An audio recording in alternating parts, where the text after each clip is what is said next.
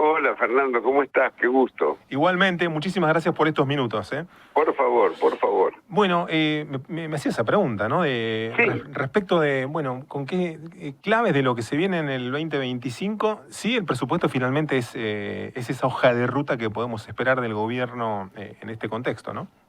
sí, yo pienso que lo más importante es lo que señala el presidente en el sentido de reafirmar un rumbo, ¿no? Ujú. Y reafirmar el hecho de que vamos a estar por mucho tiempo con una política económica con una prioridad excluyente, que es la prioridad del equilibrio fiscal y el equilibrio financiero por Ujú. parte del Estado Nacional. Con lo cual, es un gran ordenador para un país que siempre sufrió y expresó todo su desorden político, llamémosle así, lo expresó en el déficit fiscal, ¿no? El déficit financiero y el déficit fiscal.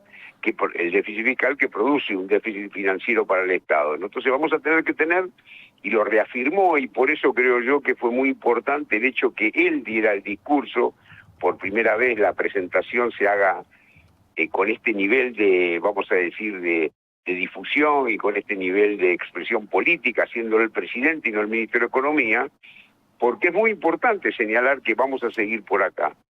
Y Ujú. bueno, como el mercado algunas cosas descree, porque bueno, el que se quema con leche ve la vaca y llora, digamos, Claro. Argentina ha dado tantos disgustos en las últimas décadas, que bueno, para que nos crean y volver a recuperar reputación, tenemos que hacer muchos, muchos años de la cuenta prolija y esperemos que sea de aquí para adelante, no de aquí para siempre. Así que yo te diría que ese es el emblema central de la presentación del presupuesto, es tener muy claro que la prioridad absoluta es sostener el superávit fiscal y el superávit financiero del Estado. Ese es el eje. Y Ujú. lo demás se va a tener que acomodar a ese eje.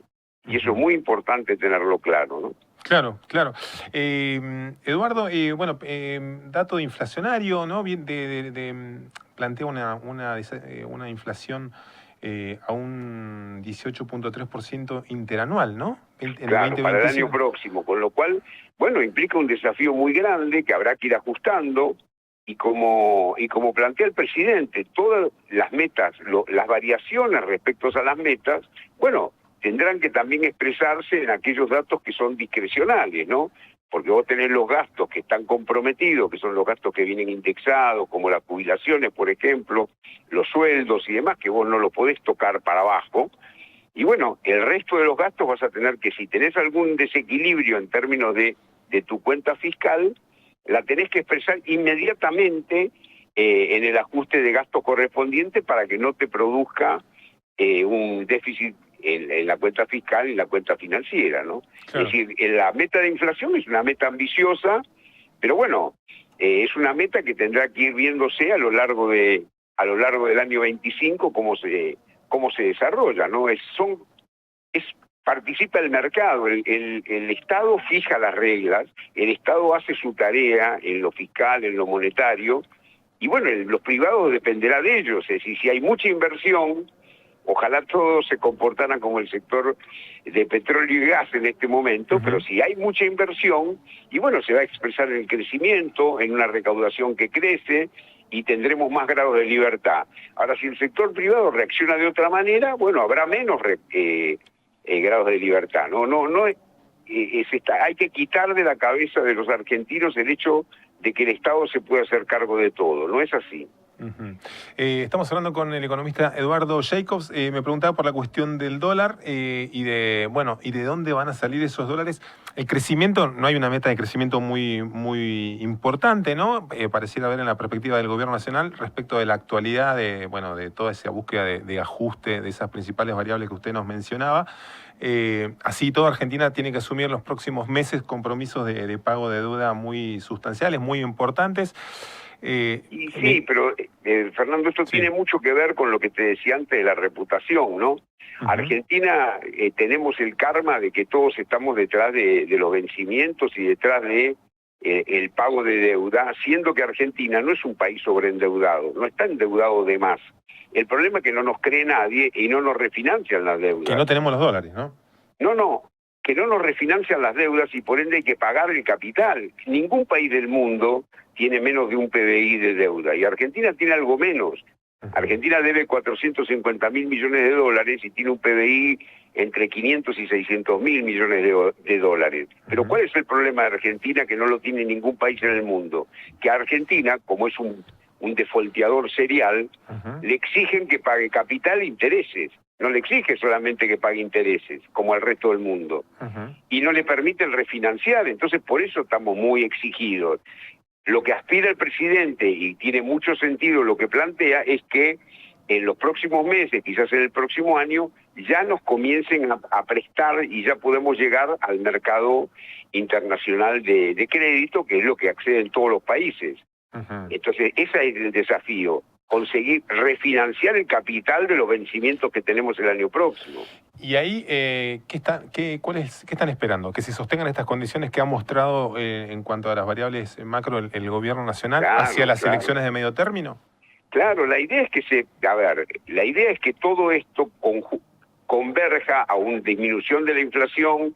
La disminución de la inflación va a permitir que la cláusula de Crowley Peck, ¿viste? La cláusula de las devaluaciones mensuales que se van haciendo, se pueda bajar, que los servicios finalmente ya lleguen a un nivel, a un costo razonable después del desastre que dejó la gestión anterior en términos del rezago de los servicios públicos y los subsidios que eso implicaba, que se empiecen a ver, que el sector petróleo y gas empiece a mostrar su potencial ya el año que viene. Se va a notar mucho en una disminución drástica de las importaciones que tuvo el país de gas y eso se va a notar también. Es decir, se apuesta a eso, son todos cambios que están en desarrollo. Claro. Y la tasa de interés, digamos, el riesgo país tiene que seguir bajando en la medida que Argentina llegue a los 600, 800 puntos de riesgo país, podremos volver a los mercados voluntarios de deuda y eso ya nos va a permitir estar mucho más relajados respecto a la posición de dólares, ¿sabes? Claro, claro. Le hago una pregunta respecto desde la mirada más política del economista, ¿no? De la variable de la calle, de la gente, de ese respaldo muy importante que obtuvo en el arranque de la gestión, que parece estar declinando levemente o paulatinamente. ¿Cómo ve esa variable hacia los próximos meses, digamos, ¿no? No creo que decline, creo que muestra un presidente convencido de lo que tiene que hacer. No, digo lo que muestran las encuestas, a eso me refiero. Algunas por encuestas. Eso las encuestas son muy finitas, ¿no? Vos mirás las encuestas, la que más tiene 2.000 casos que observa, y ya sabemos lo que ha pasado con las encuestas en todas las últimas pujas encuestas buenas, ¿no? Malas, hemos visto, sí. Exactamente, hemos visto cualquier desastre, a nivel nacional por lo menos. Entonces yo lo que creo es que el presidente, en tanto siga teniendo esta convicción, este compromiso con lo que dijo que iba a hacer y que lo está haciendo, las cosas se van a ir encarrilando y la gente va a acompañar. Lo que no lo va a acompañar muy probablemente es una parte muy grande del sistema político que ve en él un outsider que compromete la forma tradicional de hacer política en la Argentina y bueno, ¿cuáles son las propuestas del resto de los partidos políticos hoy? Salvo el PRO y algunos radicales que están de alguna manera apoyándolo, el resto lo que le dice que gasta más. No hay nadie que diga, bueno, no, yo quiero generar este superávit fiscal de tal manera. Nadie le plantea eso. No están planteándole eso, le tiran leyes, proyectos de leyes para desgastarlo políticamente y no lo van a desgastar políticamente, porque no ese es el problema. El problema es que la gente sabe que salir de esta situación es muy complicado, no se cae. Vos no le prendés fuego a una casa y al otro día la rehiciste. Tardás años en rehacer lo que se construyó. Y eso le pasa a la Argentina, se va a tardar mucho tiempo en poder tener una mejor calidad de vida, en mejorar los sistemas educativos, todo va a tardar mucho, mejorar la condición de los jubilados, es años que se va a tardar, no se puede generar un cambio que a vos te permita seguir mejorando y que todos se muevan de acuerdo a la inflación. ¿Cómo va a ser eso si tenés que reconstruir todo? Claro, claro, por eso le preguntaba el termómetro de la paciencia y del respaldo, que va a ser la clave de lo que viene, ¿no? O una de las claves de la que viene, en cuanto a lo político. Fíjate que en la Argentina el termómetro, la gente siempre ha acompañado a aquel que sabe lo que quiere, sabe a dónde va y lo hace y no le miente y no lo engañan. Alguna vez se comió algunas promesas que no correspondían, o varias veces, y eso nos generaron Bueno, muchos este problemas. gobierno también ha incurrido en eso, pero a la gente, como que dice usted, a veces no le entran esas balas también, ¿no? En el sentido de lo que pasó más atrás del descreimiento generalizado de la política, ¿no? No, este gobierno llega por el descreimiento generalizado de la política, porque a los demás no le crea a nadie. Entonces llega un gobierno que dice lo que iba a hacer, que era no prometió absolutamente nada en términos de recuperación, dijo vamos a crecer en algún momento cuando salgamos de esta situación dramática, pero no es que prometió un jardín de rosas porque era un disparate prometer lo que se prometía, lo que prometía la oposición, por ejemplo, ¿no? Lo que prometía Massa o mismo el PRO, cuando Patricia Bullrich va a la elección, tiene una propuesta muy difusa, no se sabía muy bien qué iban a hacer.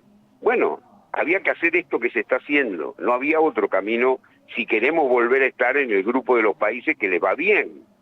Y bueno, no podemos seguir siendo el récord mundial de inflación y pretender que nos vaya bien. Y no, ya ves que no nos va bien, teníamos 4% de pobres cuando Alfonsín asume y hoy tenemos 50. Algo se hizo mal, ¿no? ¿Qué puede pasar con la inflación en lo que resta del semestre, digamos? ¿Qué puede pasar con...? Sí, digo, veo una tendencia de nuevo más hacia la baja, luego de ese pequeño repunte del último mes.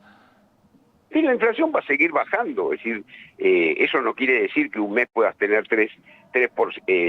pase del 4.2 al 4.5 o del 4.2 al 3.7, pero la tendencia es una tendencia a la baja de la inflación, aumento del crédito, una U en el consumo que se empieza a dar, quizás no es una U ni una B corta, pero sí es una tendencia extendida, ¿no? La mayor parte de los sectores importantes, como construcción e industria, tuviste un crecimiento muy importante en junio, julio, y vas a tener un crecimiento en agosto.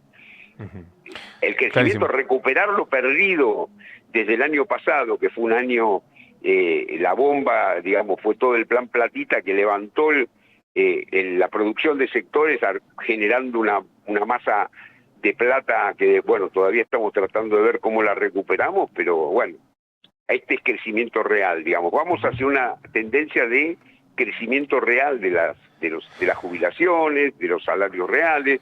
Obviamente que el crecimiento ese real es muy pequeño, porque es real. Claro.